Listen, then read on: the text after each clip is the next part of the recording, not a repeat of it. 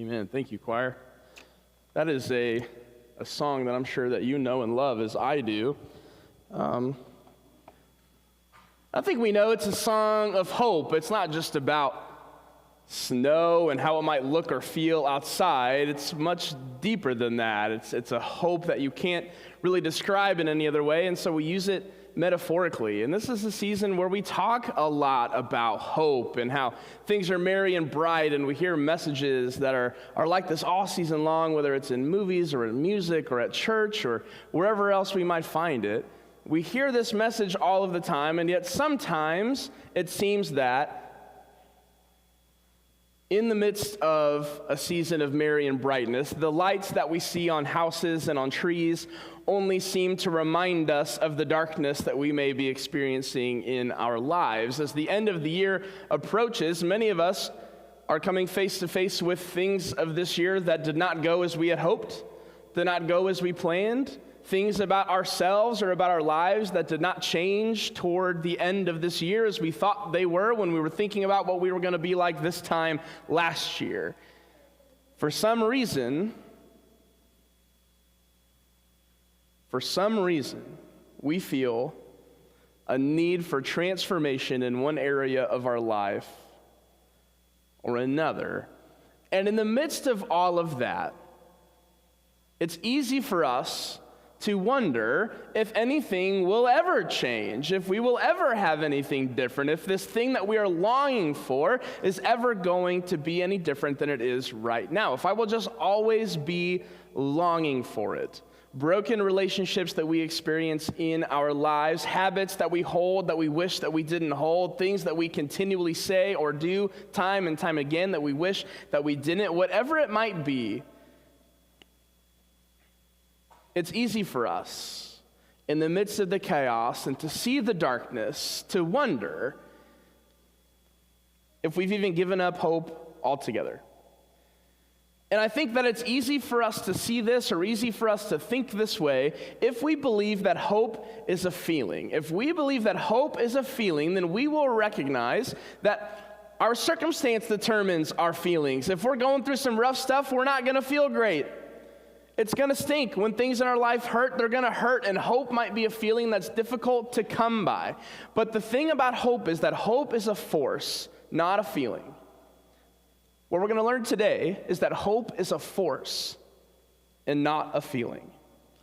And one of the places that I think we look for this force, or we want to experience this force, is simply through films, and especially at Christmas time. I'm sure that you have my favorite. I know my family has our Mount Rushmore of Christmas movies, but there's probably more than 4 on our Mount Rushmore of Christmas movies. We always have to, these are the ones that we have to watch, or else it's not Christmas, right? And one of those for me is The Santa Claus, starring Tim Allen. It came out in the 1990s. It's a fabulous film, one of the best of the year. You can watch it on Disney Plus if you have that and want to take advantage of that. It's such a great movie, and ultimately this movie is about hope, as we're going to find out together. But the movie starts out with Tim Allen, who is Scott Calvin in the film, and Scott's life is not going the way that he wants it. He's a wreck. He's portrayed as a jerk who is selfish and condescending. And the movie opens with him going home to meet his son, who is being dropped off by his ex-wife on Christmas Eve.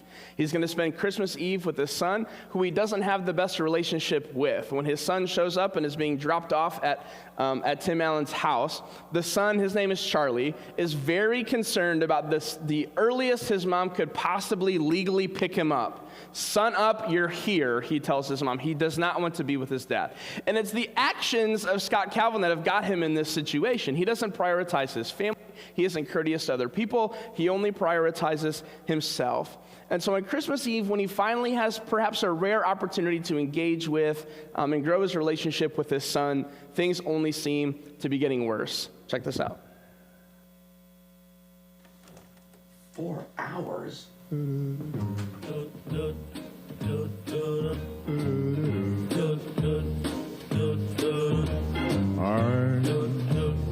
dreaming of a white Christmas, Your Christmas just like the ones I used to know, with its own built-in cookie time. where those treetops listen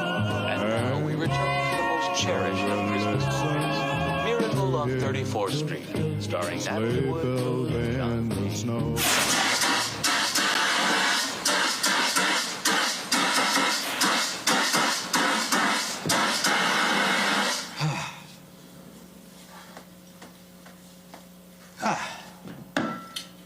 That is exactly why you want a high-quality fire extinguisher right in the kitchen. Those flames were really big, Dad. And turkey's funny that way. Dad! Hey.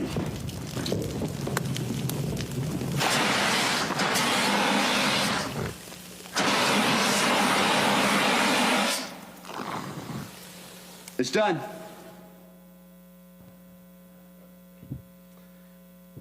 So Scott is a man in need of some hope. He can't even have a nice turkey dinner for his son and him to have on Christmas Eve. He is a man in need of some hope, and they find it in a very, very peculiar place. They find it in the most unexpected of places, which oftentimes, as we're going to discover, is where hope comes from. See, when they go to bed, it's Christmas Eve. Remember, they've gone to bed, and they hear something up on the roof. They're awoken to hear something up on the roof, and they run outside to see what was the matter. I had to. They run outside to see what was the matter, and Scott, not believing in Santa Claus, sees the Santa Claus-like figure on his roof, and he yells at him, right? Wouldn't you? What are you doing? You're trying to break into my house? What are you doing? And he causes Santa Claus to fall off of the roof. Santa Claus smacks onto the ground, and when they go to investigate, Santa Claus vanishes, leaving nothing but his suit. And so now they look up and they see there's something else that remains on their roof, and they need to figure out what's going on. Let's see what happens. Charlie, come on down from there. Charlie, get down from there. Dad! You gotta see this! Don't touch anything. It's great! I'm just gonna call the police. I'll carry this stuff up there. Let them deal with it, okay? Whoa. This guy was huge. Dad, isn't this neat? Charlie, stay away from those things. They're reindeer. You don't know where they've been. They all look like they've got key Lyme disease. Oof, easy, Rudolph. Excuse me, Comet. Dad, check out Santa's sleigh! There's no such thing as Santa's sleigh. Sure there is. You said you believed in Santa, right? I did? I do. What about the reindeer? These are Santa's reindeer, aren't they? I hope not. These are, a gift. Probably from the cable company. We're getting the Disney Channel now. Merry Christmas. Now, hop out of it, please. I don't want to go. Listen, Charlie, I'm not kidding. Let's go! Yeah, let's go!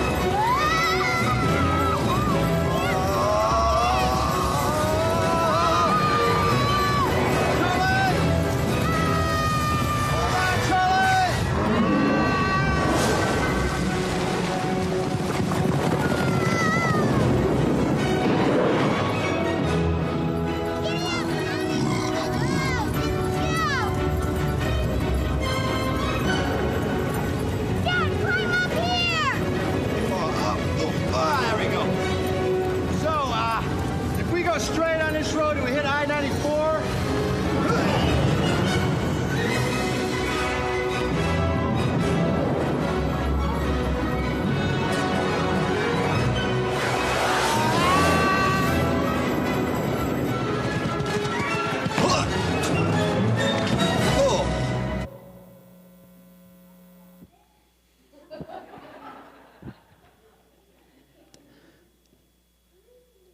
So this probably feels like a crazy dream, right? This might be something that exists in dreamland, but not at all in reality. It looked like some sort of confusing, crazy dream and looked like more trouble than it was worth. He just wanted to get down off the roof and wake up and maybe pretend like this never happened or discover that, in fact, this actually did never happen. But instead, he's met with something entirely different than what he was expecting, because hope is a force and not a feeling. It is acted on by an outside force that brings something new into Scott's life. It's not merely an attitude change that we see, but a force from the outside that changes things. The problem is the force has hit Scott before he's ready to accept it.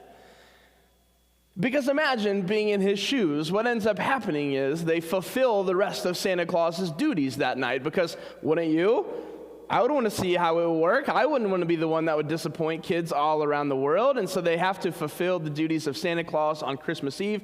They finish their work. Scott imagines he's going to wake up from this dream and all will be right with the world. He'll have Christmas with the sun and things will be well. The problem is that's not exactly what happens. The reindeer take him to the North Pole, where he discovers that there's actually a legally binding clause that if something happens to Santa Claus and you put on his suit, you are now the new Santa Claus. And so he's stuck in this dream that now feels like it's become a permanent nightmare. And his immediate reaction, probably like yours and mine, would simply be to not believe it. He asked the elves at the North Pole, what happens if I choose not to believe this? The problem with that is you don't really have a choice not to believe it. This is what's actually happening to you. So, just like you would, and just like I would, he's grappling with what he's seeing. First of all, that the North Pole is there, and that they're elves, and there's all sorts of stuff happening. And not only that, he's supposed to be this thing he could never see himself being. When he has a great conversation with an elf who's in charge of getting him settled into the North Pole. Let's see. You look distressed. Distressed? I'm way past distressed. Why is that? I'm talking to an elf. And I stopped believing in Santa Claus a long time ago. That's not surprising. Most grown-ups can't believe in magic. It just sort of grows out of them. Look, you're a nice little elf. Thanks. But this is a dream. I mean, this is fabulous. Is that a polar bear directing traffic down there? I see it, but I don't believe it. You're missing the point. What is the point? Seeing isn't believing. Believing is seeing. Kids don't have to see this place to know that it's here. They just know. Well, you should get some rest. Good night, sir.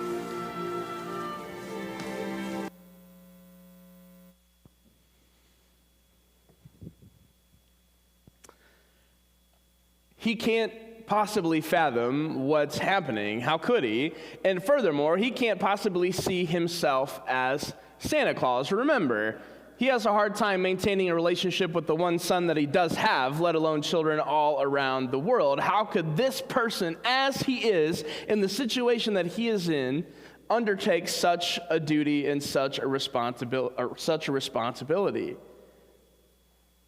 See, because up until this point in his life, he thinks that he's been the one in control. For better or worse, he's had control over the outcomes of his life. But now he's met with this powerful force from the outside, and he isn't sure what to do with it, which is exactly why Judy the elf tells him most grown-ups can't believe in magic. It simply sort of just grows. We recognize that hope and not a feeling. We don't have that feeling of hope grow out of us. We recognize that there is a hope of a force outside of ourselves and more powerful than ourselves. And when we do that, when we recognize this force and we see that hope is a force and it can be us to accept. Like Judy says, most grown-ups can't believe in hope. And so it just grows out of us because we're just kind of bent that way as humans, aren't we? The world beats hope out of us one way or another. It just beats us up and leaves us battered. And we come to believe the lies that the world tells us about ourselves or about our neighbor or about the world, and we throw our hands up and say, this is hopeless. But what if there's a more powerful force than the brokenness of our world, than the ourselves in? Because like Scott, it can be hard to believe because of our circumstances. But we actually have evidence that's greater than the North Pole. greater than Santa Claus, that there is a more powerful force than the force of our broken world. Because losing hope is just the human story. Time and time again, we all feel this. A story where the transformation that we long for just isn't there, where things don't go exactly as we have planned. It's the same story that Scott Calvin is living. Things inside of our control and outside of our control put us where we don't want to be. And long the same of years ago, they had turned away from their covenant with God. They had turned a blind eye to all of the around them. Fell into ruin. Their world fell into ruin, and they were wondering if there is any hope for a future. And God wants to speak hope into them, to share his love and commitment to them. And he does so through a prophet named Jeremiah. See, prophets don't always just predict the future. Prophets are a mouthpiece for who God is. So if you're a prophet in the Bible, it doesn't always, they might predict the future, but that's not their main responsibility. Their main responsibility simply means that they are a mouthpiece for God on earth. And this is what Jeremiah writes in Jeremiah 33. This is what the Lord Almighty says. In this place, desolate and without people or animals, in all its towns, there will again be pastures for shepherds to rest their flocks. So the people are struggling, the people are hurting, the people of Israel are lost, but God says that there's hope. There's no animals anywhere, there's no people anywhere, and yet God says there will be life again in this place and among these people. And so he continues, the days are coming, declares the Lord, when I will fulfill the good promise I made to the people of Israel and Judah. In those days and at that time, I will make a righteous branch sprout from David's line. He will do what is right in the land. In those days, Judah will be saved, and Jerusalem will live in safety. This is the name by which it will be called, the Lord our righteous Savior. So despite the situation that they find themselves in, which is largely within their own control that they find themselves here, God says there is hope for the future. Now, here's the thing about hope. Oftentimes, you and I, we get hope and optimism confused. Hope and optimism are not the same thing. Optimism is a choice that we make to just put our heads in the cloud and believe that something good is going to happen out of it without any necessary evidence. You don't need evidence for optimism. You need hope grounded in evidence. You see the difference? Hope is based in something that we know. Optimism is simply a feeling. This is why hope is a force and not a feeling. Optimism is a feeling. So why does God say that there is hope for the future for these people who have hit complete and utter rock bottom? Why is there hope? God says there is hope because I keep my promises. God says there is hope because hope is a force and not a feeling. And God says, I am the force. This is what our hope is in. That God is the giver of hope. Do you see what he says when he says there will be a time when this place is going to be filled with life once more? He says the days are coming when I will fulfill the good promise that I made. And in those days and at that time, I will make a righteous branch sprout. Why is there hope? Because God will act. Because God is a keeper of God's promises. Because God has acted before and God is promising to act again. There is always hope. Because God is the giver of hope. How does God ultimately bring us hope? Here's what he says here in Jeremiah. In those days, Judah will be saved and Jerusalem will live in safety. Why? Because I will make a righteous branch sprout from David's line. He will do what is right in the land. Who is this righteous branch that sprouts from David's line? This is Jesus, the long-awaited Messiah. How does God bring hope to the world? Through Jesus. But just like we've talked about, hope doesn't always look the way that we expected, and that can be hard to accept. And there's no more example of this greater than Jesus. If we want to talk about optimistic feelings, nobody would place their optimistic feelings in Jesus, a child born out of wedlock to an utterly meaningless family in an utterly meaningless place. Why would we find any hope in that? Why would we find any optimism in that? because hope is a force and not a feeling. And God sends this force into the world in the most unexpected of places. The world was not immediately bent to his presence. They were not immediately open to the person of Jesus. Why? Because he wasn't packaged exactly the way that we had hoped for. And even though hope is a force and not a feeling, we often want hope to be exactly the way that we want it to be. We want it to look the way that we want, happen at the time that we want, but that's not the way that God works. See, God is the giver of hope, but God might not give you the hope that you want, but God is always going to give you the hope that you need. And the hope that the world needed was and is Jesus. And sometimes, because the hope doesn't come from the place that we're looking, because it doesn't come at the time that we want it to come, because it doesn't appear in the format that we would prefer, might be hard to accept. As we look for hope that our relationship with our family might change, hope that our own behavior might change, or hope that the world would change the way that they treat one another, hope that the things that we need for survival or prosperity would begin to appear, hope that the circumstances that you're experiencing now would go away soon.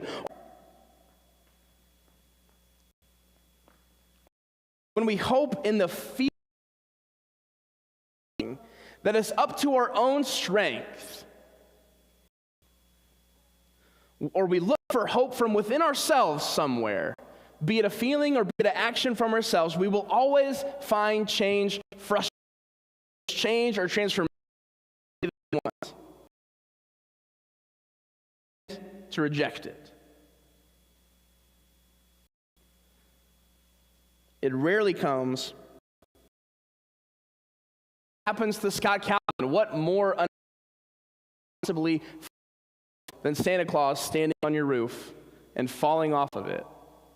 And yet this is where he found hope. But what did this newfound hope give him? It gave him a man to grow into that he had no control over. It gave him a big beard that he would shave and it would immediately grow back. He's becoming this new person that he was made to be, that he. But when he wanted or how he wanted, even up until when the Santa Claus is delivering what's happening, he begins to embrace it. And when he begins to embrace this force acted on from the outside, and he embodies who he was made to be, things begin to change for him. And as he embodies this hope that he was given and to live into the transformation that was happening to him, he began to change the hearts of those around him. Because he was living into this, things got worse. Wouldn't you feel it strange if someone that wasn't Santa Claus before now began to believe that they really were Santa Claus and not just pretend, but actually, and not just as a part-time gig, but actually? You would find it strange too. And so his wife takes away his visitation rights from his son, and his life is getting harder. Hope is not coming in the place that he wants it. But what does he do? Does he give up hope? He does not. He lives into this hope even more. He lives even more into this transformation. And over time, because this hope is real, and this hope is true, and this hope is grounded, it begins to grow.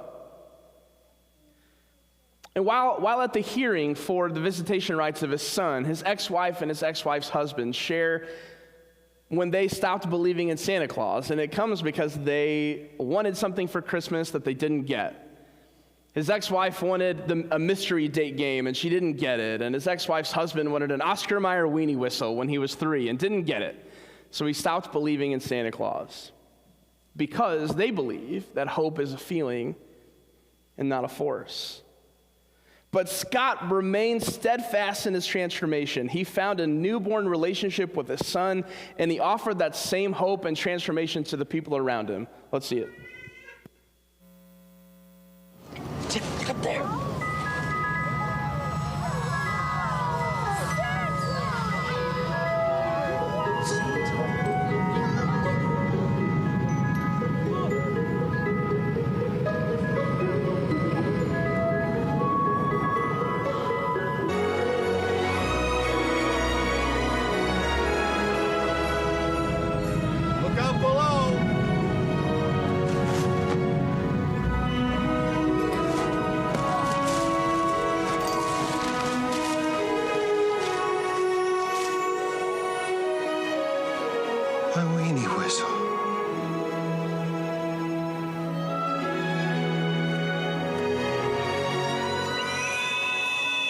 he embraced it. He himself became the force of hope for the world around him. He was the force of hope that others needed around him. He was the force of hope that others needed to experience in their life, to know that hope isn't simply a feeling based on our circumstance, but that hope isn't simply a feeling based on our circumstance, but that hope is a force. Hope is a force. And because hope is a force and not a feeling, this hope that we celebrate during this season, this hope and this force has a name, and his name is Jesus, who came to be that hope for us, to embody this force of hope for us, to embody this force of hope for you and for me, that we might embrace hope for you and for me, that we might embrace hope in our lives, that we might embrace transformation, that we then would turn around and be embodiments of that hope, and be embodiments of that hope, and embodiments of this powerful force for the world, that others might experience the same hope in Jesus that we have. A hope that's not in Jesus that we have. A hope that's not dependent upon ourselves, dependent on our own actions, or dependent on our circumstance, but dependent on the all-powerful, undeniable, and never-ending grace of Jesus. In 2 Corinthians 5:17, it says this: "Therefore, if anyone is in Christ, they are a new creation. The old has passed away. Behold, the new has come." When we place our hope in Jesus, we don't just experience forgiveness, but we experience transformation. And the beauty of this season, the beauty of Christmas is this: God became like us that we might become like God. God was the force of hope in our lives that we needed, that we might begin to live out this hope for the world around us. In Jesus, we are invited to believe that no matter our situation, there is always hope for change. It isn't a feeling that comes and goes, but a force of God's grace that has the power to change anything, even us. And His presence isn't just theoretical talk, it's the good